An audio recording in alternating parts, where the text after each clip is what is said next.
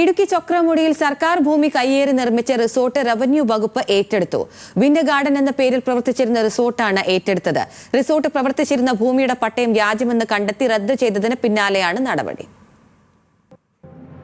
Chokramudi കവാടത്തിന് 1 acre 5 saint ഭൂമിയുടെ പട്ടയമാണ് കഴിഞ്ഞ ദിവസം ദേവികുളം സബ് കളക്ടർ റദ്ദു ചെയ്തത്. ഇവിടെ പ്രവർത്തിച്ചിരുന്ന വിൻഡർ ഗാർഡൻ റിസോർട്ട് റവന്യൂ വകുപ്പ് ഏറ്റെടുത്ത് സീൽ ചെയ്ത് സർക്കാർ ഭൂമി ബോർഡും സ്ഥാപിച്ചു.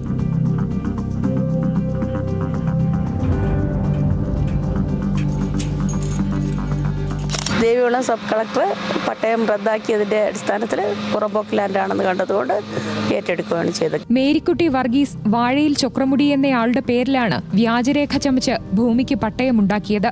പട്ടയത്തിനായി നേരിട്ട് ബന്ധപ്പെട്ട അപേക്ഷാ രജിസ്റ്റർ, പട്ടയം നൽകുന്ന രജിസ്റ്റർ, പട്ടയമഹാസർ, പതിവ് ലിസ്റ്റ് തുടങ്ങിയ രേഖകളൊന്നുമില്ല എന്ന് കണ്ടെത്തിയതോടെയാണ് നടപടി. ചൊക്രമുടിയിലെ അനധികൃത കയ്യേറ്റമെന്ന് കണ്ടെത്തി 4 പട്ടയങ്ങളും മുൻപ് റദ്ദ് ചെയ്തിരുന്നു.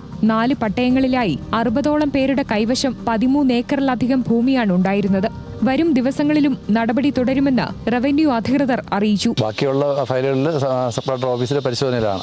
അതിന്റെ ഭാഗമായിട്ട് തുടർന്നുണ്ടാവും. റദ്ദ് ചെയ്ത പട്ടയങ്ങളുടെ ഉടമസ്ഥാവകാശം തെളിയിക്കാൻ കൈവശക്കാർക്ക് 6 തവണ റവന്യൂ വകുപ്പ് അവസരം നൽകിയിരുന്നു. എന്നാൽ രേഖകൾ ഹാജരാക്കാതെ വന്നതോടെയാണ് നടപടി സ്വീകരിച്ചത്. ന്യൂസ് മലയാളം, ഇടുക്കി.